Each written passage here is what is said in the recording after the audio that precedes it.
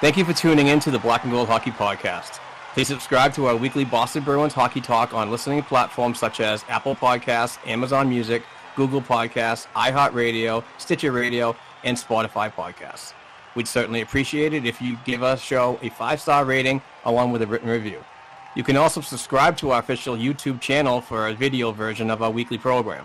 If you'd like to support our show financially, please go to our blackandgoldhockey.com website and click on our affiliated Fanatics banner before shopping online. Another way to financially support our weekly program is to become a Patreon member to be eligible for weekly Boston hockey prizes and monthly Boston Bruins hand-signed jersey giveaways. Please go to patreon.com/blackandgoldhockeypodcast and donate just $1 per episode. Many thanks for the continued support and enjoy the show.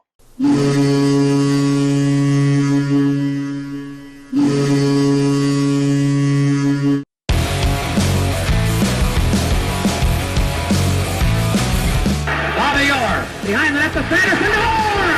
Bobby Orr! Orr from the Boston Bruins! 30 seconds left in the period. The Bruins are shorthanded. Ray Bourque. Ray Bourque from the face-off circle to the right of Reggie Lemon. Fired it down and Whitmore blew it. Did he ever? To Bergeron on the drive, save, rebound, he's loose, saving, kicks him loose, Bergeron scores! The Bruins Bergeron, with the point of the dagger in their throats, they rip it out of Toronto's hands, and kill the beast! The Boston Bruins have won it, after being 3 down in the third!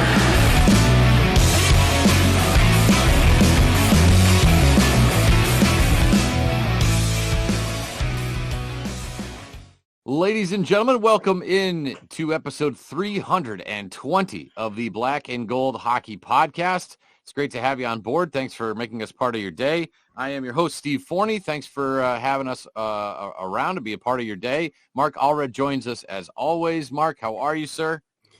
Very good, Steve. Been an amazing week. Got a lot of things to talk about. But yeah, I'm doing good. Happy to talk some Bruins. And this wagon just keeps rolling into this historic season. And God, I love this team. I love this team, Steve. There's something to love. And we've obviously had a super busy week between games on the ice and things happening off the ice. And we are going to get into all of it.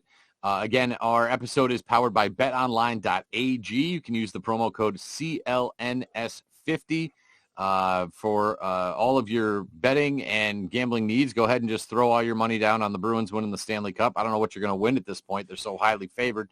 But if you do, make sure you use that promo code for us. Don't forget as well, we have a listener hotline number as well, 978-504-2727. If you have a question, you have a hot take, you can reach out to us that way. Or, of course, you can follow us on Twitter. Mark is at Black and Gold 277. I am at PA Voice 413. You got anything that you want to be mentioned during the show, just feel free to reach out to us. We're happy to add it into the agenda. But between the West Coast swing, the Rangers game, we are on a 10-game winning streak. So much to get to, Mark, particularly with the signing, again, not to toot my own horn, but 8 years, $88 million. That's pretty damn close with that one, if I could say so myself. So we'll talk about that for Patrice Bergeron as well. I'm sorry, for David Pastrnak as well. And we do have a lot of, I guess new things we're adding to the show, particularly for our YouTube viewers. Not that we're going to bang our head against the wall getting into different stats, but sometimes it's nice to check box scores and just kind of look at maybe some trends, maybe some things that look good, some things that are concerning, but so far it has been it's been a fun little ride here, not only since October, but this week. It's just like every week just seems to get more and more fun, Mark. Yeah, exactly. And it also seems like it's coming together. You know, once the trade deadline happened, this team and this Bruins management team, we're definitely all in on doing something special this year. They've been saying it all year. Now they put the cards down on the table, and now it's the team. It's their roster that has to get it done this year, you know. And with these moves and everything that's going on and the way this team's been playing, and, the best team in the NHL, we're a 100-point season. We'll talk about that later as well. But, it's just absolutely crazy. I'm at a loss for words again because I just talked myself out of it. It's bananas. So before we get into our agenda and what we got going on for the show, we do have a pretty substantial birthday yesterday that we want to talk a little bit about. Mark, why don't you tell us who we're giving happy birthday shout-outs to? I wanted to give a shout-out to Mr. Milt Schmidt, and he is a legend in the Boston Bruins organization, obviously passed on now. But Milt was a 4-time Stanley Cup champ, 2 as a player, 2 as a GM, 1951 Hart Trophy winner, 1939-40 NHL assist and point leader, 1996 Lester Patrick Trophy winner, and a 4-time NHL All-Star. And just one of the nicest people that this Boston Bruins organization has had within its history, the almost 100 years. Milt was born in 1918 yesterday, and I just wanted to give a shout out to him. And obviously he's passed on, and but these legends, these people you cannot forget about, because these are the ones that started the organization back in the in the 20s, and just helped develop what we're seeing today is a Boston Bruins team that's hard-nosed to play against, always mostly defensive first. But no, happy birthday, Milt, and rest in peace, good sir. And I just want to give a shout-out to our friend Ange up in Montreal. He's a Bruins fan up there, an amazing Bruins fan up there. But he did the artwork for this, so I wanted to shout him out and give him credit for that. So thank you, Ange. I know I'm doing this without permission right now because you didn't get back to my tweet, but I used it anyway, so if there's any copyright infringements, please send it to my lawyer. Well, that's really cool, and it's amazing. It's easy to forget sometimes what makes this city so great, what makes this team, this organization so great is the history, and whether it's Ted Williams or it's Bill Russell or it's Milt Schmidt, understanding the history that we have here. We're not the Arizona Coyotes. We're not the Columbus Blue Jackets. We're not, the Seattle Kraken. We have the numbers in the rafters for a reason. We have roots in the ground. We have history that needs to not be forgotten. And so when you told me you wanted to mention that, I thought that was so great, because it's important, especially for these young people. I mean, I got high schoolers who don't understand 9/11, Yeah. And you go way, way back to the history of this organization, how important it is to know where we came from and how we got here. So, rest in peace and happy birthday to Milt Schmidt, the legend. So the Bruins on the ice wrapped up a West Coast road trip, a big 3-2 win against Edmonton. That game I thought was a blast to watch. It's just seeing McDavid in person is unbelievable. But for me, it was a reminder that you need more than one guy. And, all this tank for Connor Bedard, that's great. But if the rest of your team sucks, what are you going to do? And it's not even like Edmonton's that bad. I really don't know how they can't get out of their own way. Maybe it's that Weasley-looking coach that they have. That guy just has such a punchable face. I don't know what it is. Woodcroft. But what were some of your takeaways from that Edmonton game, and how the Bruins just kind of kept the pedal down? They just kept plugging forward and attacking. I thought it was a good game. I didn't expect this to be.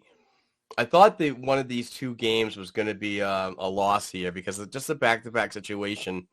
But the Bees went into Edmonton and got it done. And they had a really good effort from new players that joined the team recently. Dmitry Orlov had 2 assists. David Pastrnak just continues his point streak, I believe. Yeah. Derek Forbort with a helper. Garnet Hathaway with a helper. And Zacha Foligno with goals. And Coyle with a helper as well. I mean, it was just a real good game.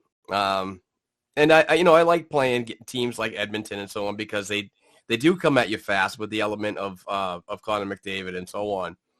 But like you said, it's a whole team has to come together to get that victory. And I think they rely on too many of their superstars like Draisaitl, McDavid, and so on, and not enough of the support that they have in lines below, like the Boston Bruins have. If we have 4 lines of depth, we're going for a cup, and that's that. This team is still, I believe, in transition and so on, trying to get there and be a postseason team, consistently. So I enjoyed this game. It was a late one. I hate the late ones, but I managed to stay up, believe it or not, for the 2 games.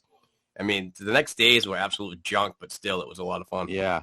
Well, I mean, what amazed me looking, and you got the stat sheet right there pulled up, it's like when you're playing Connor McDavid, you need your stars to, right on paper, it's like, well, we need our stars. We need our stars to carry us through this win.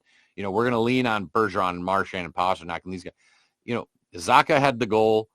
Foligno had a goal. Nosek had a goal. That was it. 3-2 win. So when it's not like this team has to sit there and say, well, Bergie, we need you tonight. Marchand, if you don't score, we're toast. Getting that, like you said, that production from the bottom half of the roster, when you need it, it's just, it relieves so much of the pressure on the top 2 lines. And I think for years, this team has been a 2-line team, whereas now, and again, it doesn't happen every night, but when you can get that production from the lower half of your roster in games like this, I just think that's a huge win. That's a huge asset to have here coming down the stretch. So nice win. It still makes me nervous, man. That when McDavid gets that puck, he's right on you. But and I thought that particularly McAvoy and Lindholm both played him really well. Where his strengths are. That on a dime he can change directions and blow by you. And of course he scored again. He had his 50th goal. But being able to contain him, and if you can hold Edmonton to under 2 goals or less, you'll win. So the fact that they were able to do that, I think, was a huge plus. Road game, tough environment, going up to Canada, time differences, all that stuff. Go up there and sneak out a win, and that one was great. Yeah, I like your point about how the defensive pair for the Boston Bruins matched up against a player like Connor McDavid. I think the Lindholm pairing and McAvoy, they forced Connor to the outside. They didn't give him much space in the middle to try to get to the net and create havoc. So there's some good things about that. And I like the way that this defense is working together. And it's at a crucial point right now where it's going to get heavier minutes as the postseason comes. So this is just a good way to prepare yourself for that. And the competition is definitely going to get better. So you're going to see more Connor McDavids and so on out there, like particularly if you happen to match up against the New York Rangers, you're going to see a lot of offense coming at you. So you need your defensive pairs, your top defensive pairs, to work those hard minutes and force those guys out and their opportunities away. So it's sort of funny. You get a team like Edmonton that's all skill. Then you have to turn around the next night and you got to go play Calgary, who, at least in my estimation, is kind of the total opposite. They are physical. Man, are they hard to play against. We saw that early in the game as Zadorov took out Nick Foligno, and Clifton, like I've said it before, I wish he would go to the Sean Thornton boxing school and just learn how to fight a little bit better. But the stones on him to step right up against Zadorov, who is mean, and stand up for your teammate. Those are the things that I think go such a long way in the locker room. Now they've added other guys that'll do it, like Bertuzzi will do it, Hathaway will do it. But it's nice of Trent Frederick to step in there and say, I can still do this too, and I'm going to stand up for my teammates no matter who it is. So 4-1 win in Calgary. Another late one on a Tuesday, Mark. But what were some of your takeaways from that game? It was a grinding win. I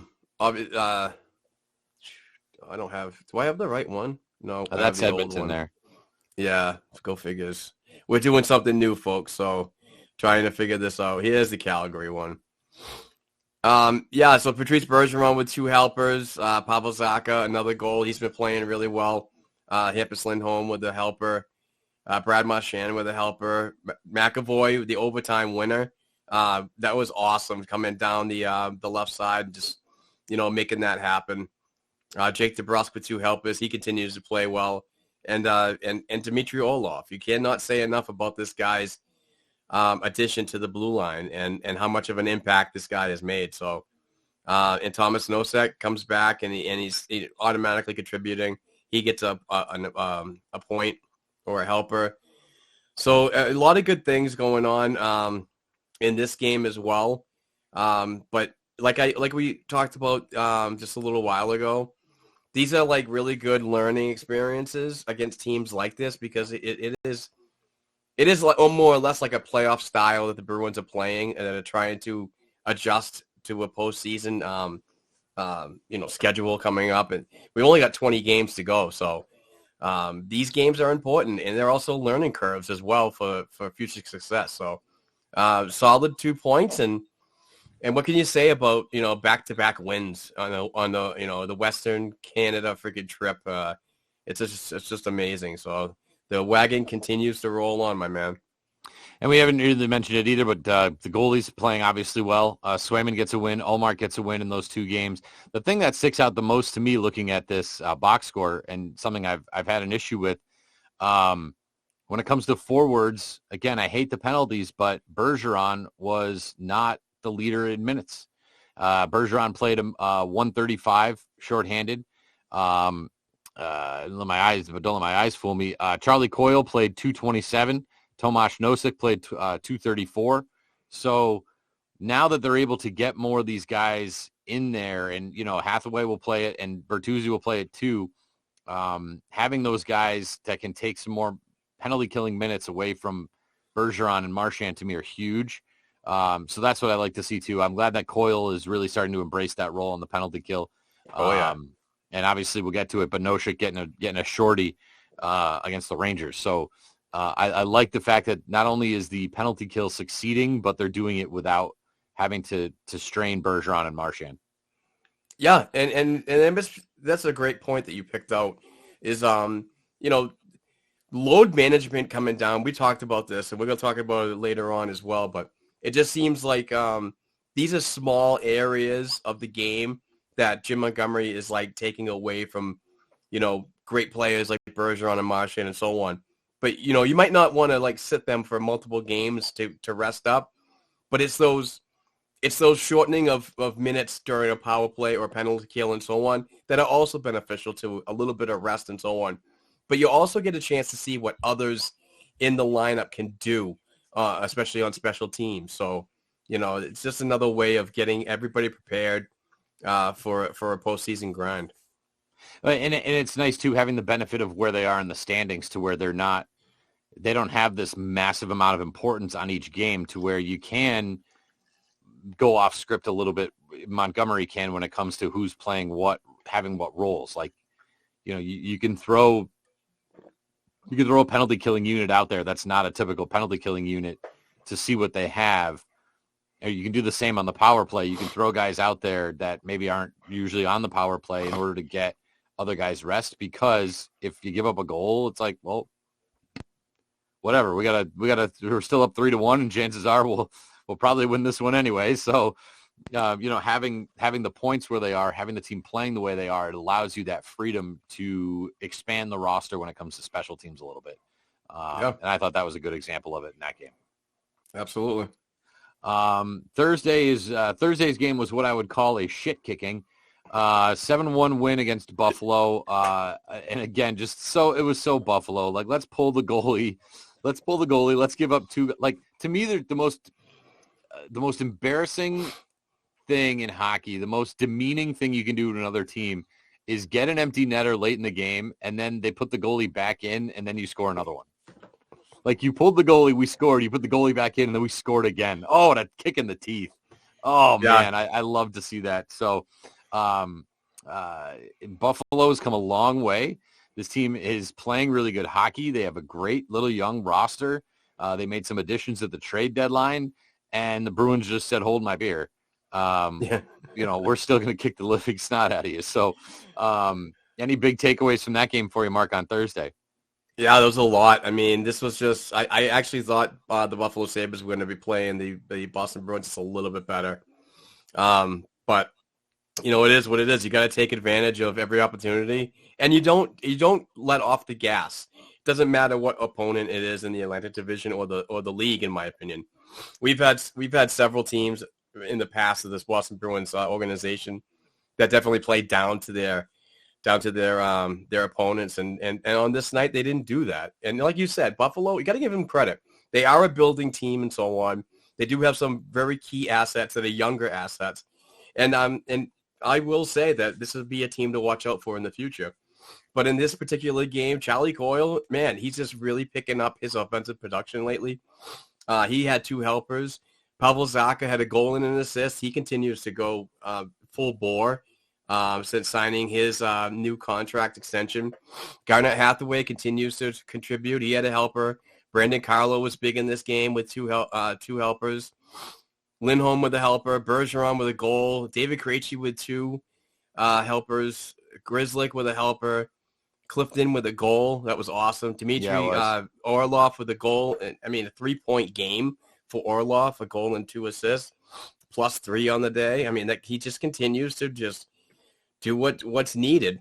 And then I think that I'll talk about it later.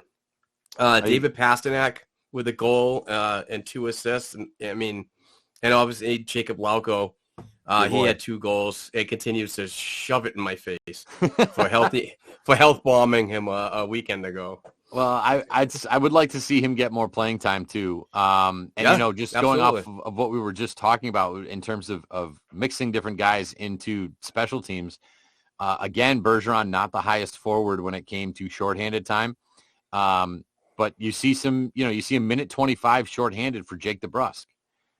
Not your typical penalty killer, right? So AJ Greer played some penalty kill. Trent Frederick, Pavel Zacha played a minute 15 in the penalty kill. Garnet Hathaway out there killing penalties. So Tomas Nosek a minute 42 on the penalty kill. So again, if we're going to keep getting penalties, which it looks like we are, because, again, it's crawled up my ass since the season started are the penalties. If we're going to keep getting penalties, we got to spread the time out. And that was a perfect example. And again, when you get a nice big lead, you have the freedom, as we just mentioned, to expand the rosters, come special teams. But it's nice to see that. And you mentioned Charlie Coyle. I wonder, the more he gets minutes on things like shorthanded, the more that boosts his confidence. When you're that third line center and you could be a number 2 center anywhere else in the league, but you're playing third line minutes, I don't know if it gets frustrating. I don't know if it cools you off a little bit. I don't know. But maybe just being out there, whether it's power play, penalty kill, having more minutes to play, I think is a big benefit to him. And I think that's why you're seeing an uptick in his production. Yeah, and also I want to look at Brad Marchand's power play time. He's only got a minute. He's got 17 seconds of shorthanded time, and he only played 8 minutes in that night. Went down with a little bit of a minor, I think it's a lower body injury because of the hit against the boards. But fortunately, he came back. So I just wanted to point out that was not just him being out there just for a minute for resting purposes. It was due to a minor hiccup in the injury. But glad he's back, and that wasn't anything major. I will ask, if it wasn't the nationally televised ABC Saturday Rangers game, do you think they would have sat Marchand in the Ranger game? Because again, we got to talk a little bit about load management and getting guys rest and et cetera. And I wonder if the only reason he played was because of the star power and the national spotlight and everything else. That could be a valid point.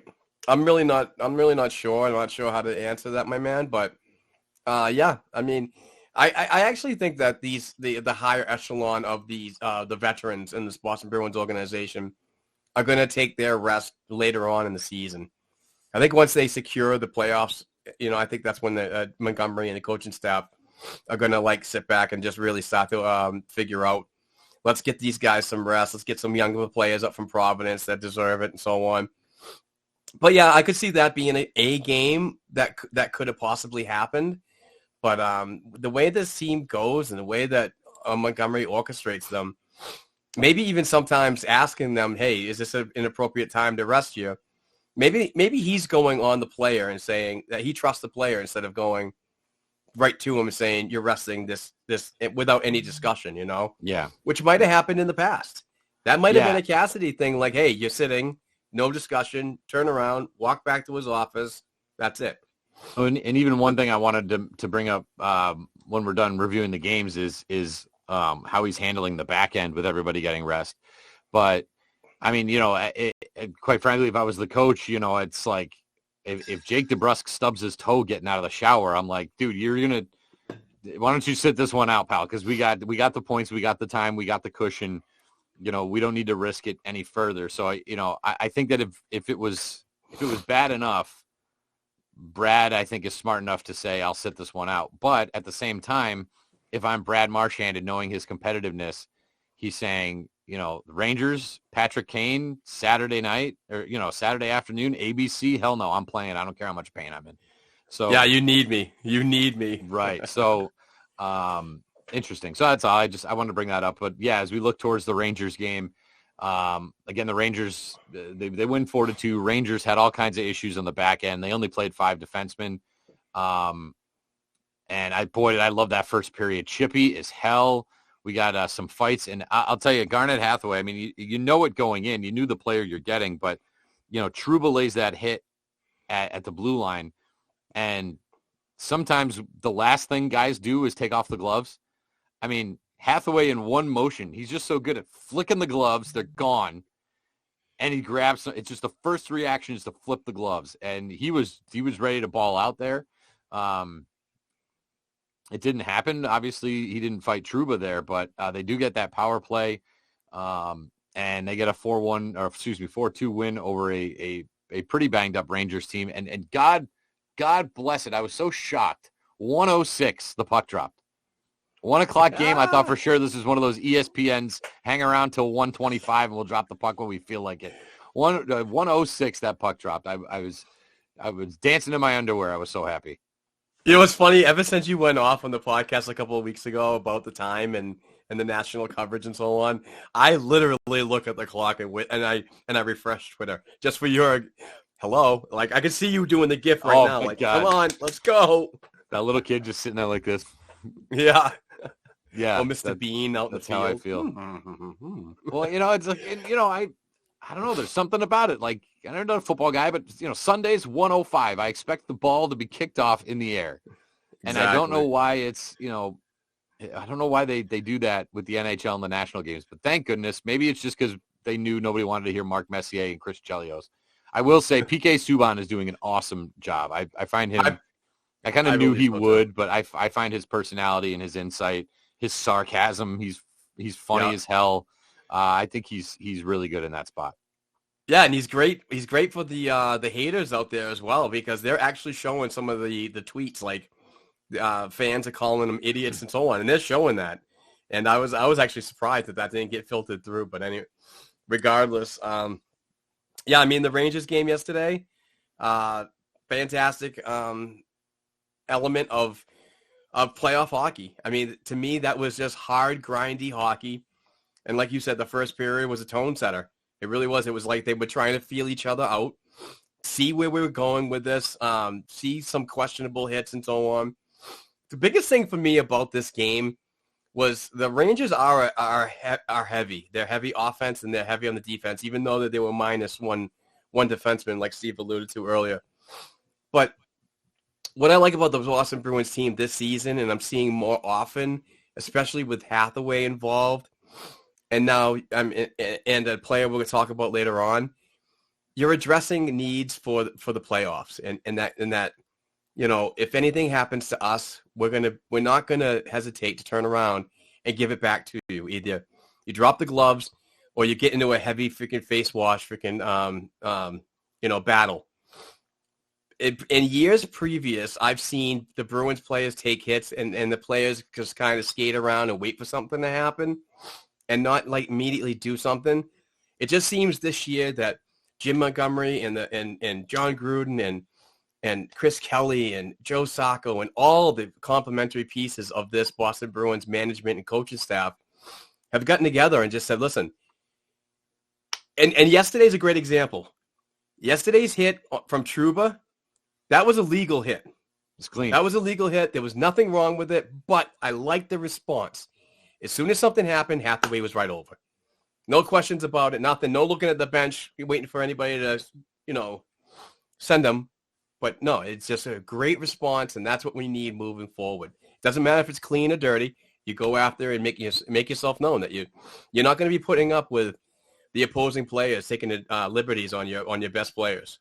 Well, and that's what pissed me off about, because I watched the second intermission with Mark Messier, and he's just so clueless because he's saying, this happens too much in this league. Whenever there's a clean hit, everybody gets all mad and everybody wants to fight. And back in my day, whenever there was a clean hit, nobody would ever want to fight you. They would just keep skating and keep going around.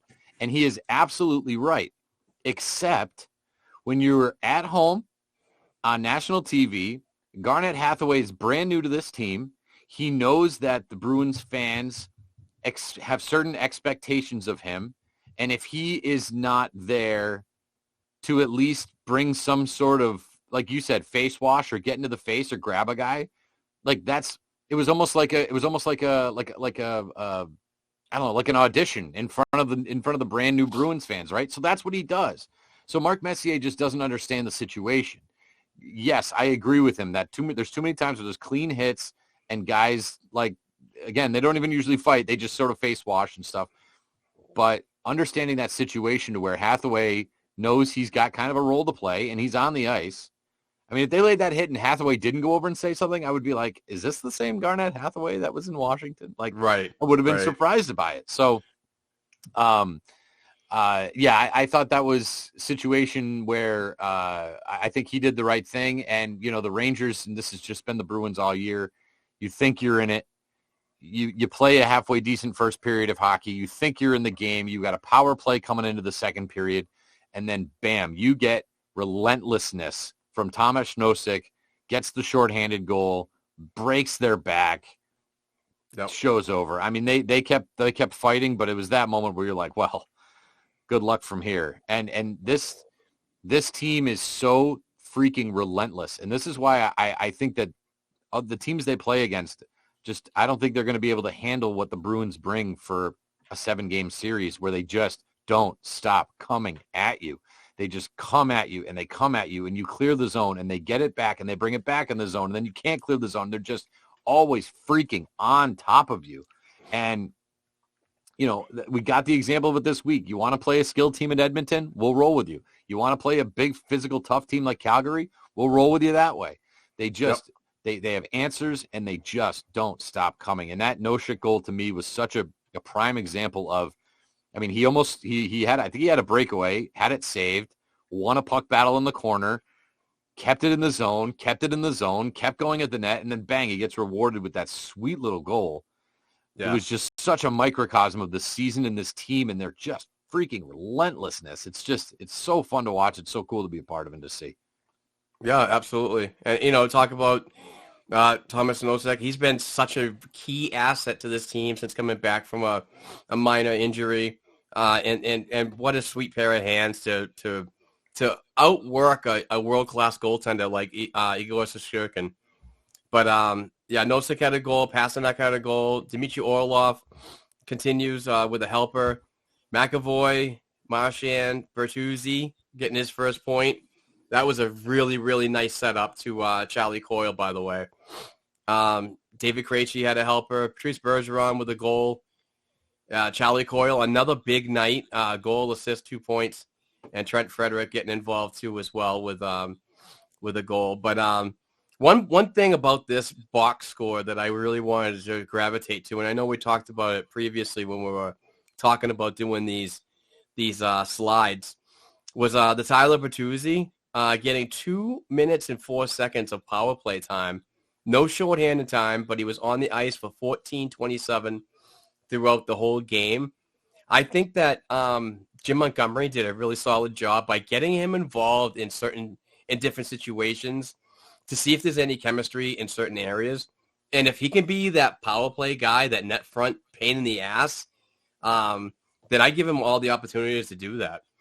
But I just like the way that these guys like oh my God, I can't remember his name now. And I'm looking right at his Probably at the screen. Yeah, where is he? Oh, I'll edit all this. Garnet Hathaway. No, not Garnet Hathaway. Tyler Bertuzzi. Just by the way that these guys are getting involved in different roles that they might not have been in previous teams, like with Detroit and so on. But this might be just a way for the Bruins coaching staff to gauge on what they have in certain situations. And it might be an asset, too, as well, with his versatility to move around on the special team. So I like the way that Bertuzzi came into the team and just got right to work. And to be honest with you, Steve, I mean, just look at this freaking guy. I mean, this guy is just an animal, It's just, what can you say about this? He is Spicoli. Wicked bad, You see all this stuff? All this stuff going around about how he doesn't tape the top of his stick. Oh my God! I mean, that's crazy. What savage does that? Seriously, it's bananas. I mean, I'm just a beer leaguer, nobody, and I even put the knob on. It's crazy. Jesus. But it's this is where part of the thing that I think Montgomery does really well, and I know you touched on getting him involved, but like he's on the third line. He had almost as many minutes as Krejci. He had more minutes than Pavel Zacha. So and I believe he was playing top line minutes in Detroit with Dylan Larkin. So okay. You take a guy, and we talked about Hall, how is Hall going to be on the third line? Well, a line is just a line. The minutes are what matters. And when you can take a guy like Bertuzzi, who's probably used to playing more minutes, and have him playing more minutes than your second line guys, I think that's good. I think it's good for the operation. And it's not going to happen every night, but it's good for the operation to get him more minutes that he's used to getting. And I think that he just sort of continues to pull the strings the right way in terms of playing time, in terms of resting, and we'll see how it goes down the stretch here. But a 10-game winning streak, as you mentioned, this team just keep rolling on. And while we talk about that, I had this from Matt Porter, who I don't think likes me very much. But we talk about the defense getting rest, and everybody kind of freaked out there for a little while when this whole thing started, but since acquiring Orlov, the Bruins have scratched Clifton at Vancouver, Grzelcyk at Edmonton, Carlo at Calgary, Forbort versus Buffalo, Grzelcyk versus the Rangers. He's played on the left side, he's played on the right side, he's played with there you go, you got it too. Yep. He's played pretty much with every pair, and a part of that is probably Montgomery seeing what he has with the player and where the mesh is. But at the same time, these guys are getting nights off. They're getting their rest. And I think that's a great thing. I mean, I replied to Ty Anderson. They should do this every night. They should do this every night till April. Yeah. I don't know if you're going to do it for McAvoy and Lindholm, but the rest of these guys, every night, one of them just take a break, go up on the ninth floor, hang out, have some Sour Patch Kids, and and let the operation handle itself. And I think that's really good for the system. Yeah, it might suck to sit out and watch, but it's not because you're not playing well. It's just how the depth of this team, your offense and your defense are working. Anybody that takes a rest during this time of year should not take it to heart. It's because you're just a piece in a puzzle that just you continue to work for a common goal, but these are the types of things that the coaching staff needs to see ahead and plan. If you don't do these types of things and you go right into the postseason without trying it before, a little bit of R&D projects here. Let's mix this person with that person. And to be honest with you, Orlov, since coming here, and we saw that list that Matt Porter had up on that tweet, wherever he goes, left or right, he's contributed. So that's great to know that no matter what situation, whether it be the last 20 games in the postseason, in the regular season, or into the postseason long run, that he can be a valued asset, and his versatility is going to be huge. And we're just seeing it because he's on a massive point streak, and the guy's getting tossed all over the defensive pairings. And 5 games played for the Bruins, 3 goals, 6 assists, 9 points. I love this too. He's got a power play goal. He has 2 power play points, and he has a shorthanded point.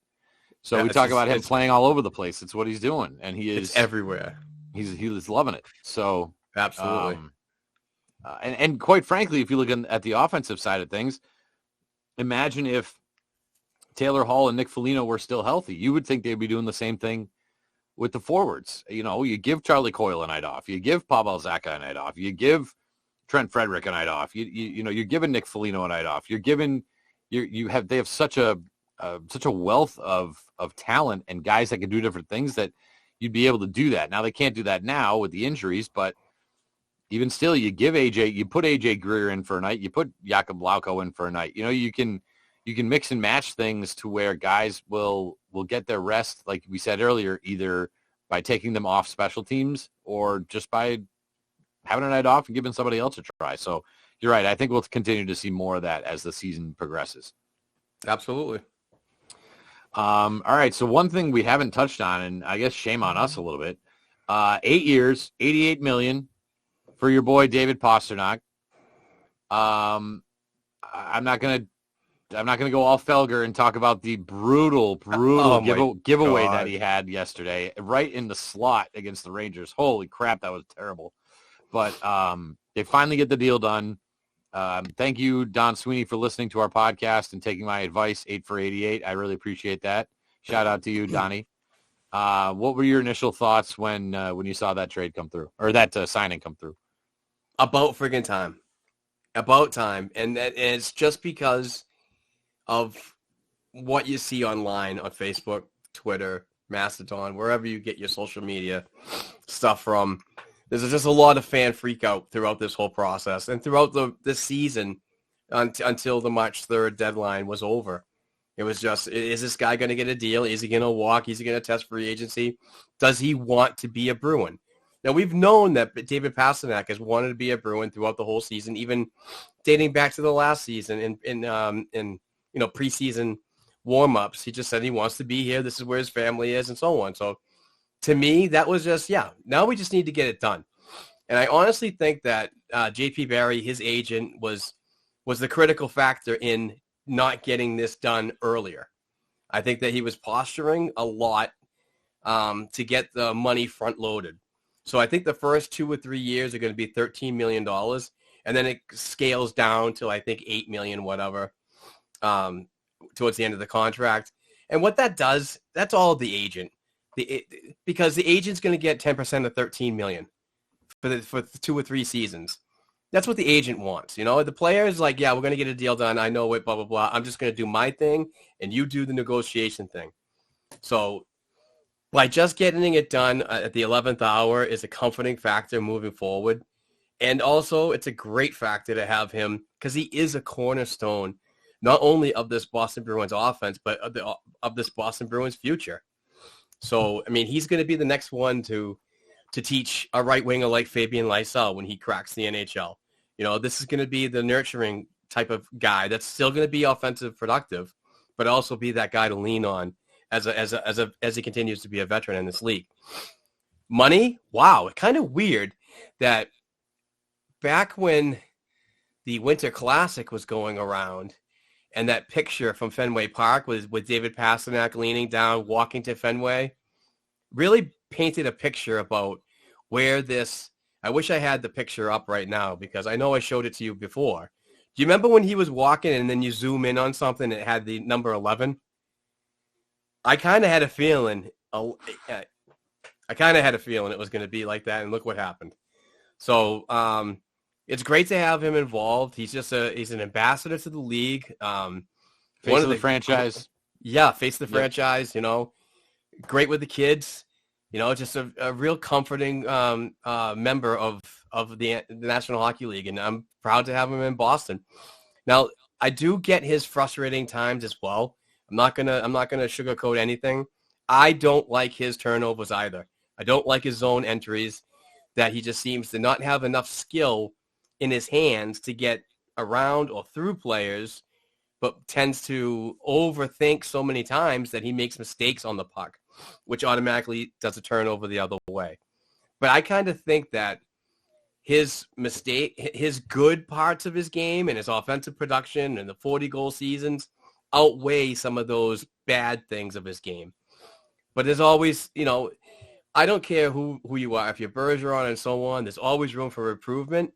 I think that David Pastrnak is going to work on this and finally get some control of being that type of threat, that 3-zone threat, not just in Ovechkin's office and just getting power play, 1Ts. Well, I mean, you mentioned Ovechkin. Like, Ovechkin doesn't turn over the puck that much, and quite frankly, I'd love him to put on another 25 pounds to be like Ovechkin. Ovechkin is a fire hydrant. You can't move that guy. Yeah. And that's a part of it too, is I'd like not even like I need him being physical. I just need him not getting pushed around as much, getting pushed off the puck. But, the only thing that I can understand from his perspective for waiting this long was the thought, and I don't know, a rumor or whatever, that he wanted to make sure that this team wasn't going to go through a massive quote unquote rebuild, right? And he wasn't going to be the only guy on a team sitting there in 8th place or, 9th place, 10th place, drafting in the top 5 while they figure out what they want to do next. Right. And, I think that was easy to see when you have, when you still have McAvoy, you still have Lindholm, right? And you got them locked up. So, you're going to have that. But, what does if he went to Don Sweeney and said, I want to know what the post-Bergeron, post-Krejci team looks like, I understand that. And I think that that's a part of the reason why the Zacha extension got done.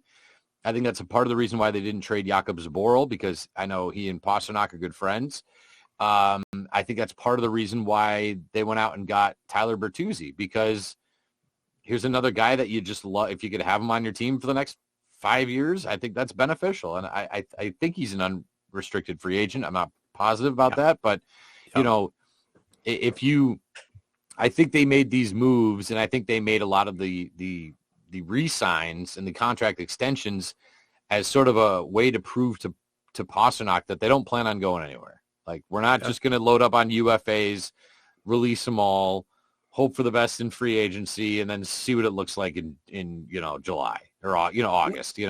So I think that if he had any sort of beef, I think that would have been a good one to have, and I think that it might have been the case, because based on the moves Don Sweeney's made, he's helped prove to Pastrnak that the Bruins aren't going anywhere. Yeah, absolutely, and well said. I didn't even think about stuff like that when all this was going on. I just, but what hasn't he done? What hasn't David Pastrnak done yet? And that's win. I think that might be important to him. Not only is it going to be important to as a resume builder, but it's important for him to do something like this in this city, in front of all these fans that support him and so on. So it's much beyond just him. It's about what he's done here and what he can do, and he wants a Stanley Cup, and I don't blame him. So does the other 23 players on the team. So I mean, that could be a very valid point, that he wanted to see the landscape first before he committed. It makes total sense. And by Don Sweeney going all in, this might have pushed the envelope to say, okay, I'm really happy with what we have here. Let's get it done. Because not only, like you said, not only is he just thinking about the now and what we're going to do, but he's also thinking about the future as well. So, and that's important, because all players want to be competitive. If you're not competitive and you don't have that drive, what are you doing in the league? Right. And I think he also doesn't want to be like Ovechkin and not get one until he's 35, 36, 37, right? Like, let's get, let's not just get one this year. Let's get 3 or 4, let's really turn this into something. So, and I hope that's I hope it's all about winning. I think it is. And I really hope that's the case. So we did mention a little bit about some of the deadline deals. Anything else you wanted to sort of add about Orlov, Hathaway, Bertuzzi. I know we really haven't talked a ton about Bertuzzi just outside of the in-game stuff, but anything else you wanted to touch on, or do you want to just sort of move on from that? Well, I did want to talk about the details of the Bertuzzi trade because we didn't touch on that yet. But he comes from Detroit, obviously a real energy guy, can really be a pain in the ass. And look, we have 5 guys like that. We got Greer, Marchand, Trent Frederick, Bertuzzi, Hathaway. I mean, these are the types of move that Clifton. Clifton can add some jam too. And Bertuzzi is an unrestricted free agent at the end of the year. And he was given, that 2024 first round pick, and it's a top 10 protected. Might have been a little bit much for me, but it is what it is. And it also a 2025 fourth round pick. So, and I think Detroit retained a little bit of money as well. But what a great addition, and just he is Spicoli. He just reminds me, like the other day when he was walking into a Warrior Ice Arena or coming from the locker room to go onto the ice, and he had that look like I just did a bong hit, and he started walking right, then he's like, wait, no, I gotta go left. Yeah, exactly. Yeah. It's just you just got to get used to your surroundings and so on. But he just looks like that fun guy off the ice, but you don't want to know what type of, Jekyll and Hyde player he could be on the ice. And I actually like that factor that you just don't know what you're going to get from him. And the addition is good. I think that if he shows in the next 20 games that he can skate with us, he can be with us, he can protect us, I think there could be a future here if it all works out. And, obviously the salary cap plays a big role in that, and, the Pasternak extension and so on. Now next season's, cap space availability might not be as much as everybody thought, but still we have a team that's built for now and the future. And I absolutely love that. Yeah, I think the benefit for him is that I don't think, maybe this is just me personally, but I don't really have like any expectations for him, right? Like I'm not expecting him to come here and score 15 goals down the stretch. I'm not expecting him to come out here and be Garnett Hathaway. He's sort of one of those tweener guys who, I don't know. I don't have any like hardcore expectations for the guy. Like we mentioned, I love the fact that he's getting power play time. I love the fact he's killing penalties, but when he was in Detroit and he was playing bigger minutes and he was playing, with Dylan Larkin, there was, I think, more expected from him. It's kind of like we talk about Taylor Hall. Like you don't have to come here and be the guy. And I think he's kind of a diet Taylor Hall when it comes to the offense, but I think they just, it's like a bull in one of those things when you do the bull riding. You just pop up the top and let him go flip and flop around out there and let him do his thing. And I think it's just what they need on the bottom, on the bottom six and getting that special team production. I think it's great. And again, I'm amazed at how dense some of the Boston fans are, and not the ones who listen here. They should. Because I listen to a lot of sports talk radio, and these people talk about how the cupboard is bare and we need the picks. And the cupboard is not bare.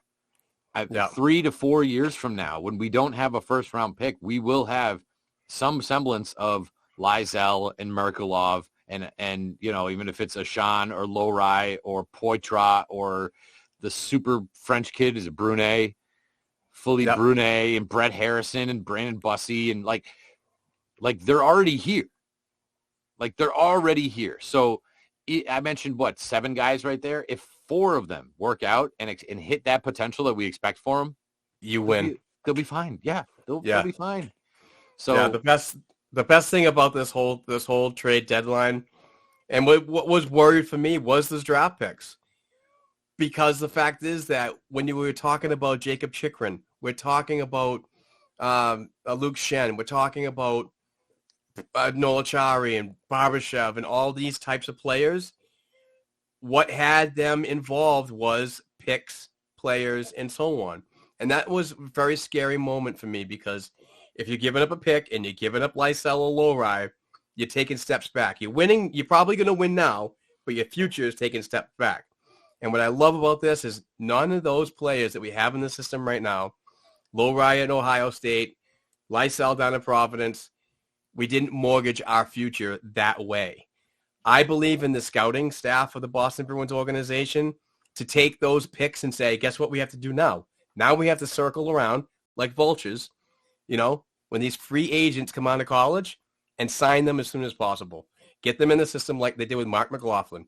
Get them in the system like they did with Connor Clifton. Work them up the levels to the highest level in the world, and see what you have from there. But still, it's not a bad thing to give away these picks when you want to win now. Now, if you did this last year and you didn't win, I totally understand the sarcasm, the hate, and whatever the other fans might have. But this is a totally different scenario. This is a total different freaking team. Yeah, they kept the known to get rid of the unknown, and I'm fine with that. I mean, I'm fine with that. So, you're right. And looking at some of the other guys that were moved around across the league, it was surprising. And and again, you mentioned a guy like Mark McLaughlin, who I think is fine. But what if you get Mark McLaughlin to a point to where next year at the trade deadline you're flipping him for a second and a third, right? So there are still they have so many. I didn't even mention Johnny Beecher, right? So you have these guys that, if they don't work, or they're tweeners, or they're just no better than a Vetrano or a Donato, that you can flip them for picks. That's fine too. So, I like you said, and I was right there with you, to make these moves and to still have the core of prospects that they have, to me is just outstanding work by Trader Donnie. And boy, I think this team is in a good spot for years. Unlike the Sports Hub callers, I think this team's in a good spot for years. We should probably take a minute and hear from our friends at betonline.ag, our good friends there and our sponsor. Mark, what do you have for us? betonline.ag remains your number one source for all your sports betting this season. Everything from pro and college basketball, UFC, MMA, NHL, and more. You'll always find the latest odds, team matchup info, player news, and game trends at betonline.ag. With live betting options, free contests, and live scores for almost any sport or game imaginable. BetOnline.ag is truly the fastest and easiest way to bet on all your favorite leagues and events. Head over to the betonline.ag website today or use your mobile device to join and receive your 50% welcome bonus with your first deposit. Make sure you use our promo code CLNS50. That's CLNS50 to receive all your fantastic rewards. BetOnline.ag, it's where the game starts. Where it starts. All right, Mark, I want to ask you a question. Which do you find more impressive? The fact that the Bruins are the quickest team in history to get to 100 points, or the fact that through 62 games, their goal differential is plus 105? Which one of those is more impressive to you? Oh, wow, Steve. You put me in a mental pretzel again, my man. I'm going to have to say the goal differential. Because just for the fact is that this team has been so offensively gifted. The addition of Jim Montgomery and his staff of all getting on board and teaching these guys to get pucks on net, second chances, and finish has been so much better than I've ever seen in my lifetime as a Bruins fan. And that's like 40 freaking years. While I do love the idea of 100-point season and more and record-breaking and so on, I really think that the offensive production this year and how the depth has just really woken up to buy in has been the biggest stories thus far. And also, I do want to touch on, I don't have solid stats right now, but if I'm not mistaken, 40 to 50% of that 100 and whatever the goal differential, 105? 105. I think 40 or 50% of that has come in the third period. So it just shows that your first periods are pretty much feel out, a feel out 20 minutes. Your second period is we need to get a message and execute. And the third is if we're stuck in the corner, we need to put in 120%. Every one of us has to put in 120%. Now, I'm all for the 60-minute effort, but I'm not saying that this is not a good idea. I just think that the message is is crisp. It's getting to the players' ears, and they're going out and executing, which I think is very important. So I don't know about how anybody is going to deal with this Boston Bruins team for the remaining 20 games or in a 7-game series coming up, because they just come at you with so many layers, and they could beat you in a 2-0 game, but they can also beat you in a 5-4 game. Yeah, well, you talked about the offense, and I agree. I think the goal differential to me is incredible, but this isn't a team that's going out and beating everybody 6-1, 7-1, 8-0, 9-0. It seems to me like every game is 4-1. I just feel like every game that scores always 4-1. The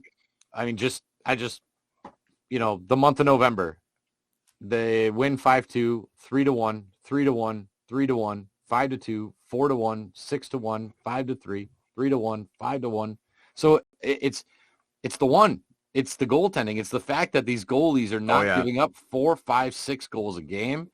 They're not asking, I mentioned with Edmonton, you hold them to 2 goals, you win. It's not like this team is like, well, we need to score 4 goals to win because our goalies, we know our goalies are going to give up 3 goals every night. Like, that's not the case either. And, I'm curious as to what percentage of that is empty netters. And I know you mentioned the third period, but empty netters are goals where the other team is really, really pressing late in the third period because they're down. And and I think that speaks to the goaltending and the fact that they are absolutely holding it down. And, of course, I mentioned all the scores. I look at the starting goalie. Swayman, Ullmark, Swayman, Ullmark, Ullman. So it's not even just Pecorine all the way down the list, right? It's these 2 guys holding it down in net so consistently all season and giving up no more than 1 to 2 goals every single night. What a benefit that is, and what confidence that gives the offense, what confidence that gives the defense. I just think that's such a telling stat for the way that this team is actually performing, is that goal differential, to where, like I said, they're not the Buffalo 7-1 win is the anomaly. The 4-3 win, the 3-2 win, the 4-2 win, those are sort of more of a well representation of how this team's playing. I found that plus 105. Second place is Jersey with plus 52. I mean, that is freaking amazing. That is sick. It's just, we're not a one-line team anymore. In the past several years, it was always the quote unquote perfection line. I know we don't use that much here because nobody's perfect. But you're not just one line anymore. You basically have like 3.5 lines of your offensive depth. Even the 4th line can contribute, because we've seen that with Thomas Nosek and his return and how he's played recently. So it's just an amazing year. And it's so hard to put into words how good this team is and what could happen. I'm ready. I still can't get over the season is almost over. I cannot believe it. It's almost like it's only been a month. Mm-hmm. Yeah, it's wild. It's been fun. It really has. We can nitpick something if you'd like to. I mean, I'm more than happy to do that. The penalty kill, the power play, not exactly hot as of right now. I will say there's something. This has sort of grinded my gears for a while, and I don't know. I just, because we have all these advanced analytics and all this advanced stats, and I still don't understand why they calculate power play and penalty killing success the way they do. Like, and I say that because, like, if you take a penalty, right, and you're on the penalty kill for 15 seconds, and then you draw a penalty, and now you're 4-on-4, that team is 0 for 1 for those 15 seconds, right? And then on the back end, you get a 15-second power play, and you don't score, you're 0 for 1. So, like, that's not really a good representation of a power play, right? Like, you get a power play at the end of the game, and it's a minute and a half, and you're up 4-1, and you don't score. Like, I wish it was goals per 2, right? Goals per 2 minutes. Really, I think should be the way you do it, because these abbreviated power plays, I think, are such a crappy representation of your power play or your penalty kill success. forgive me if I'm wrong. If somebody gets a 5-minute major and you score 3 goals, you're what, 3 for 3? Yeah, that would make sense. How the math would work. So even that to me seems weird. It seems complicated. And I'm not the math guy. No, me neither. I'm surprised I made it this far in this discussion without screwing it up somehow. So, again, just super silly nitpicky thing by me. I don't like the calculation, but they are, they're struggling a little bit. Sorry, I'm just trying to find the stat. Oh, well, they're 5 of 32 in the last 10 games on the power play. That's got to be better. But in fact, they're 10-0 in those 10 games, which is amazing. Yeah. But I know. What's the deal here with the power play? They just I don't know. I mean, we might be nitpicking here a little bit, but it is concerning because we only have 20 games left, and believe it or not, the power play is one of the most important things when it comes to the postseason. These are opportunities you have to capitalize in a 7-game series. So scoring 5 power play goals in the last 10 games. Now, I only went 10 games. I could have gone a lot further back. And this is going back to the Dallas game on February 13th, 23. I just think that they've got to they got to finish when they have the man advantage. There's really good complementary pieces that we have on the power play 1, power play 2. But you just got to finish your opportunities. That's the only thing that I can really nitpick about it is just, when you have those opportunities, you got to capitalize.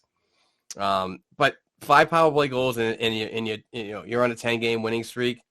It's not so bad, but you're going to come up against teams that are probably going to match up with you a little bit better in the postseason. But these are the tiny ways to get through and expose a hole in somebody's in an opposing offense that you could really capitalize and win a series on. So, I mean, it's a little bit of a reach and everything, but yeah. Well, I mean, you're right. They'll come playoff time, and I think, I mean, I'm such a lover of momentum and buildings, and to me, there are a few things more deflating than having a home power play in the playoffs and just having it look out of sync, out of sorts, miserable, no shots on goal. And there's nothing more invigorating to fans than when you're shorthanded at home and you just put on a kick-ass penalty kill and, you get a 5, you're down 5-on-3 for a minute and a half and you kill off that thing.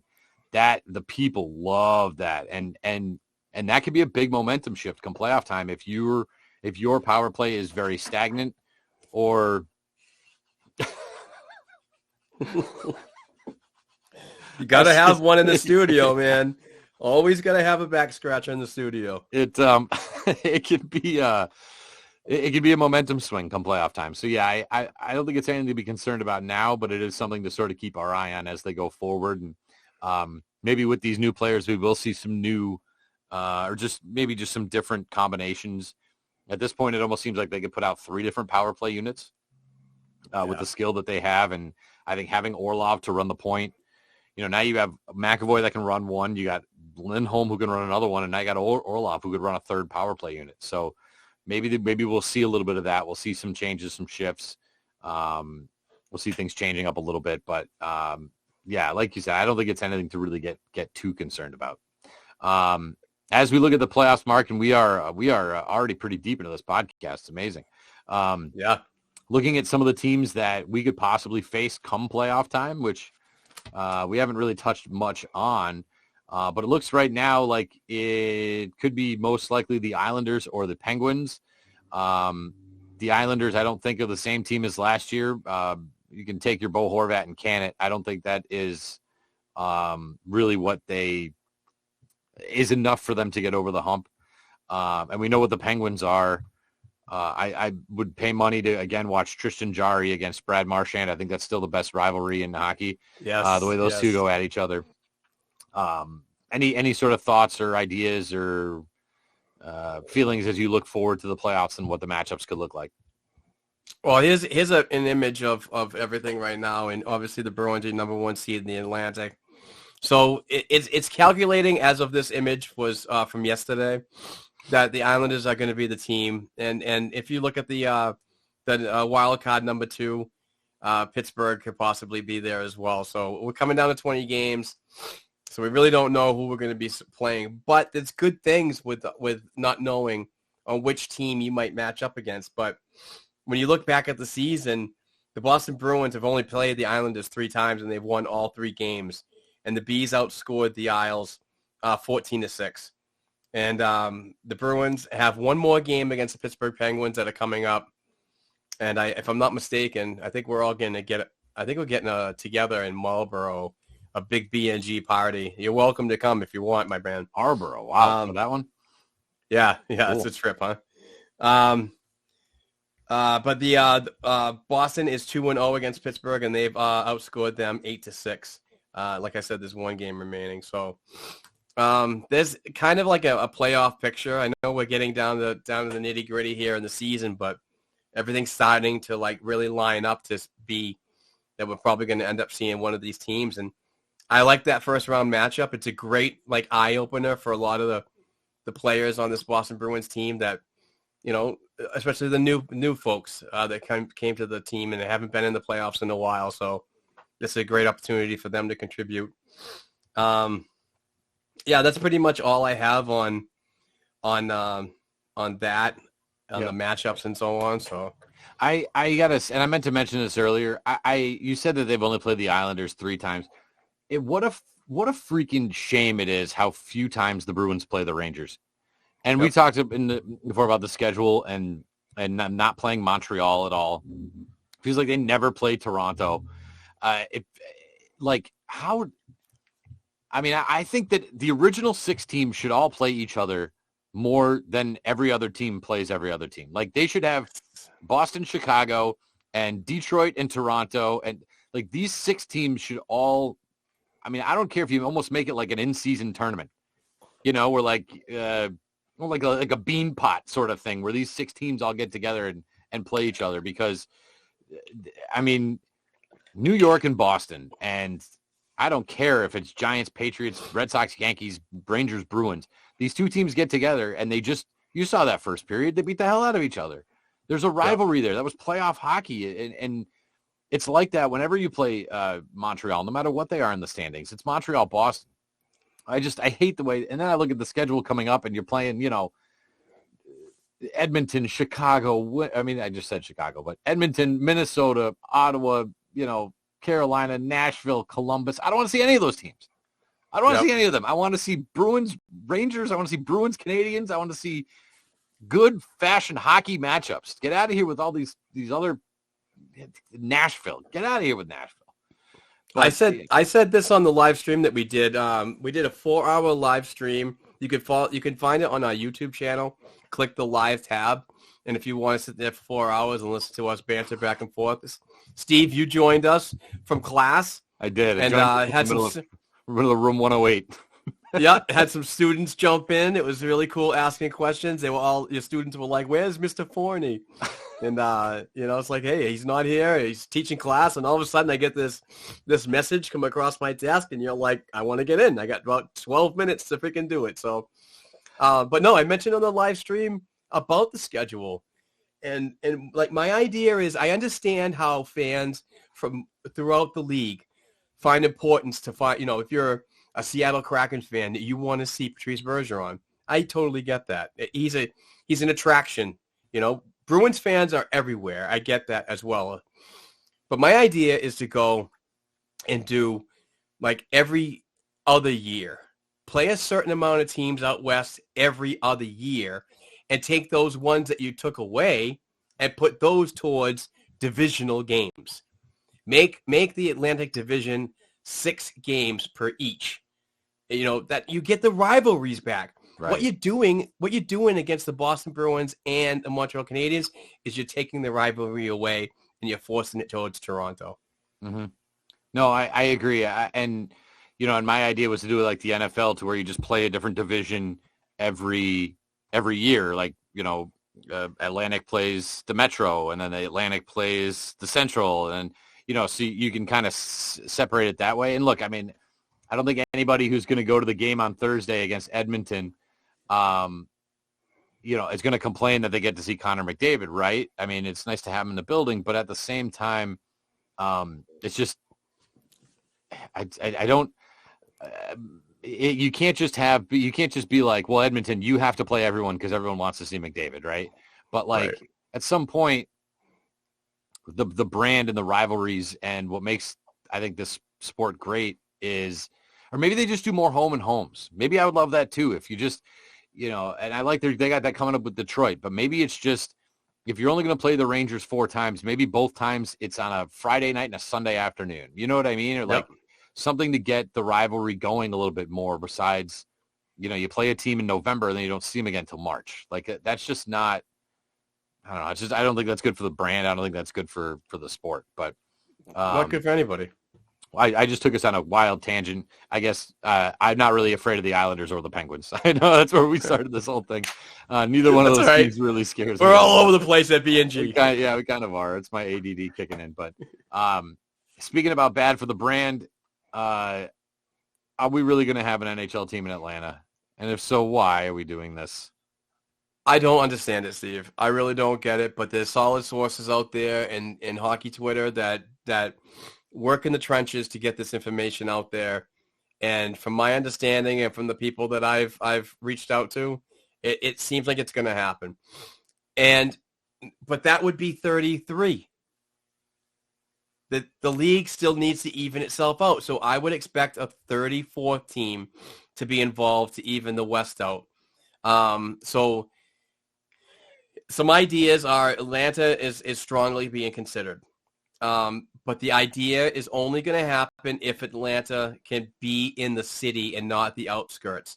Like right now, the Ottawa Senators, they play in Canada, Ontario, which is, I don't know how many miles outside of the city. Folks don't want to travel. They don't want to go back and forth. They want to have everything within the confines of a metropolitan area. And that's great. I think that's what drives numbers, drives ticket sales, and so on. Further, like in Miami, if the rink was in Miami, I think Miamians would be more apt to go and not 30 miles in Sunrise. You know what I'm saying? So Atlanta, it makes sense because it is a big market, media market in the United States, much like Phoenix is, believe it or not. But what I strongly think about this idea is this is the league coming back to find and recoup funds for something that happened. The Bally sports industry is going bankrupt. And I think the league is going to lose a ton of money. I think the salary cap is going to be involved heavily. And I think that the league is pushed into a corner to say, we need to do something. And why not do something by bringing in a $900 million franchise to recoup some of those funds? And now, if you think about teams out in the West. Real quick, why would they do it in Atlanta and not like Quebec or even like Hartford?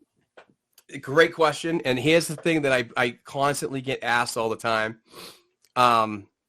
Years ago, the NHL and several media outlets, sports media outlets up in Canada, it was Rogers, it was TSN, and it was Tim Hortons, TVG, or somebody, or something else up there. They made a deal with the NHL. But when that deal happened, I think less than a year, the oil prices tanked the Canadian dollar, which ultimately hurt the NHL, believe it or not. They lost millions and millions of dollars because the difference in the dollar. Now, the National Hockey League office is located in New York City, which means that all 32 teams right now are making American USD dollars. So that's what happened there. This that was pre-pandemic, right? Because I'm sure they ate their hat during the pandemic too. Then the pandemic hits, and then you lose even more money. Yep. So the idea of going to Quebec, they already have the stadium, and it's huge. They do have the fan base, but the Canadian dollar still is not as equal as the United States dollar. So I don't think that will work. I think once it gets a little more even, then you'll start to see teams going back to Canada. But until then, I don't see it happening because there's no homegrown Quebec company that is interested in buying that. I think what they would need is a United States company to come in there and do that, and that probably that won't be perceived very well in the very traditional, Canadian market. But it's just crazy how dollars and cents, they change everything, and it's frustrating. It's frustrating for Quebecians who want to get a team back. They love hockey. It's Canada. I mean, come on. But it's just the logistics of the dollar that just doesn't make any sense. The league doesn't want to go to places where they're losing money. And I say that as we're talking about the Arizona Coyotes that are playing in Atlanta, that are playing in a freaking NCAA freaking stadium, which is like 3,000, 5,000 freaking fans. Right. I mean, you could bounce this ball all over the place when you have this conversation, but for right now, until everything gets legal beagle and even across, I just think that for the NHL to survive and thrive, I think that they need to build more markets in the United States. And so where do you go? Where do you want to go out west? Milwaukee? Well, Milwaukee's not a really bad idea. No, would be my choice. But if you think about logistics and natural rivals that could be built, Kansas City's not a bad idea. And they already have a rink and ready to go as well. And they could be a rival against the Dallas and so on. And I still strongly believe. Hang on a second, I got a cough.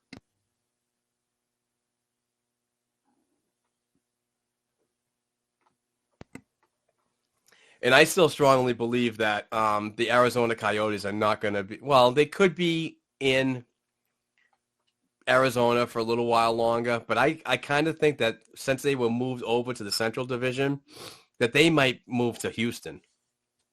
That's been heavily rumored and so on, but I don't know. I don't know about this whole Arizona thing and Gary Bettman trying to make everything work there and so on. He's the one that got us there, and he's not going to take a jab or anything like that to get him out. So. And like the worst thing that could have happened to that is Austin Matthews, because I just want to say nobody cares in Arizona about hockey, and nobody comes out of Arizona that plays hockey, and then here comes Austin Matthews, and it's like, damn it. Yeah. Why you're ruining it for everybody? We want to get the hell out of there, and here you come. There's Arizona and Atlanta to me are just, and Atlanta can't hold anything. I mean, they don't even support the WNBA. The Hawks attendance stinks. The Braves are really good, and they can't get anybody in the building, and it's just like there are markets that don't do anything. And I mentioned Hartford. I think that's a bad place because Hartford doesn't support anything either. Sorry, Hartford, but look at the Wolfpack numbers. They're terrible, and they have been forever. Same thing with Bridgeport. Even my favorite concerts, they used to always come to New Haven and the Oakdale and Wallingford, and they don't come to Connecticut anymore. They skip right over it because nobody goes. It sucks. So I don't know what the deal is there, but I don't know. It's something interesting to follow. I wish they would just leave things alone, but.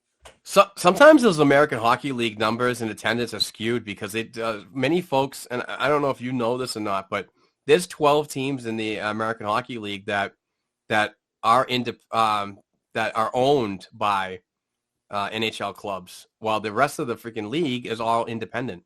Right. So ticket sales are a big thing for them. Where if you own your American Hockey League affiliate, it's not that bad. It's almost like the Florida Panthers playing in Sunrise. Yeah. Well, I know what Springfield's all independently owned, but I imagine Providence would not be independently owned. I think they would.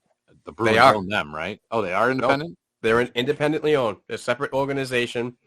Of course, and Renee Renfro, who owns the Providence Bruins, is best friends with Jeremy Jacobs. Oh, there you go. That's what they need. That's what the league needs. Exactly. Well, Mark, this has been great. We do, before we want to go, mention our Patreon campaigns.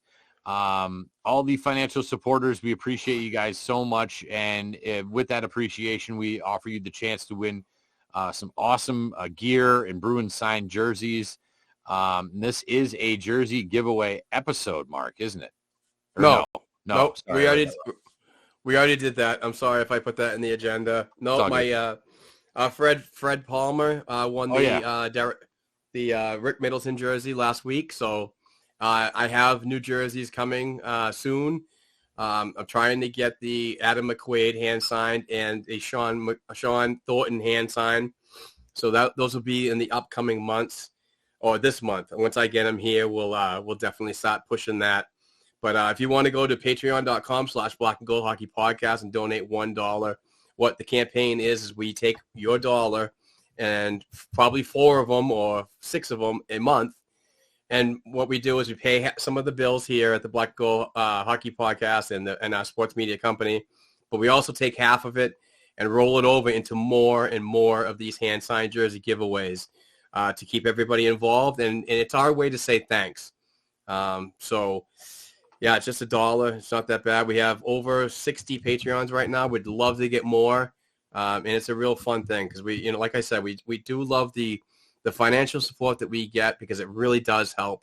And our biggest thing is we want to say thank you to that. We just don't want to take your money and be like, it is what it is. We thank you for that. But we also just want to have opportunities to, brighten up that fan cave, get rid of all that Red Sox, Celtics, and Patriots crap and black and gold your whole room, Yeah, it's true. And we really appreciate all of our supporters. And if you're not really sure what Patreon is, you can always just go to the website and sort of learn more about it and how they operate. And it's just in a world where everything is free and at your fingertips, it's just a nice way for you to show a little bit of financial support to some of the things that you enjoy listening to, whether it's podcasts or musicians or, whatever it is. It's a good opportunity for you to pass that love. And again, it's almost like we're back to Napster where everything's just free. Wow, that's funny. But I know a lot of the musicians I like are not happy with Spotify. They're tired of Spotify. They're tired of everything just being right at their fingertips and not getting a dime for it. So something to consider. Before we go, we do have some bad news to tell you. The Bruins don't play again until Thursday. So, they played a lot of games here in the last couple weeks. It seems like they've been really crammed in, but the Bruins do have some off time here. Thursday, again, they will host Edmonton. And then I kind of like this. We were talking about this earlier. Saturday at 1, Sunday at 1 next week, home against Detroit, at Detroit.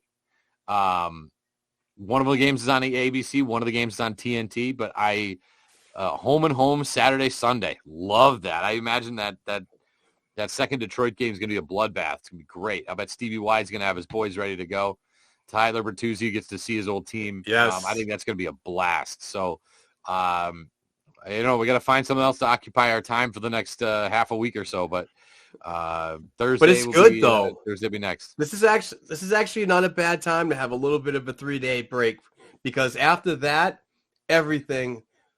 Well, yeah, kind of. I mean, if you look at it, it's Saturday, Sunday, then Tuesday, Thursday, Saturday, Sunday, Tuesday, Thursday, Saturday, Sunday, Tuesday, Thursday, Saturday, Sunday.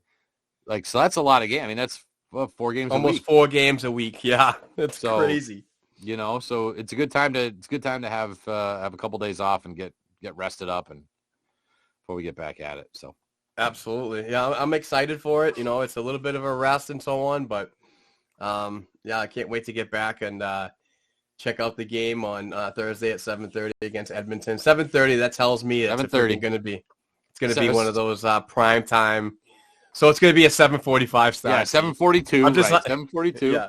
And it's on ESPN, so I got to figure out how the hell to find that thing. I guess I got Hulu. I guess I can watch it on Hulu. But there you go. Whatever. But Mark, this was a blast.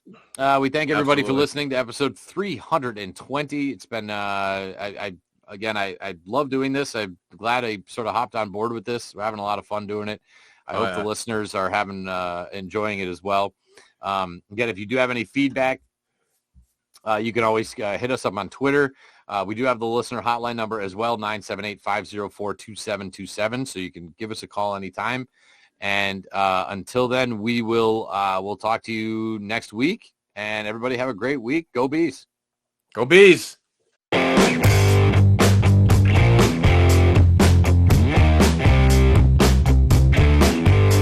Thanks again for tuning in and supporting this week's episode of the Black and Gold Hockey Podcast. Please give the show a 5-star rating and write a review on listening platforms such as Apple Podcasts and Spotify Podcasts. If you'd like to contact the show for advertising opportunities or to send us a question or topic idea we should be discussing, please send us an email to blackandgoldproductionsllc@gmail.com. Don't forget to share our program on your social media platforms with other hockey fans and follow our Twitter accounts at Black and Gold Pod, at BNG Productions, at Black and Gold 277, and at Kevin_O'Keefe89.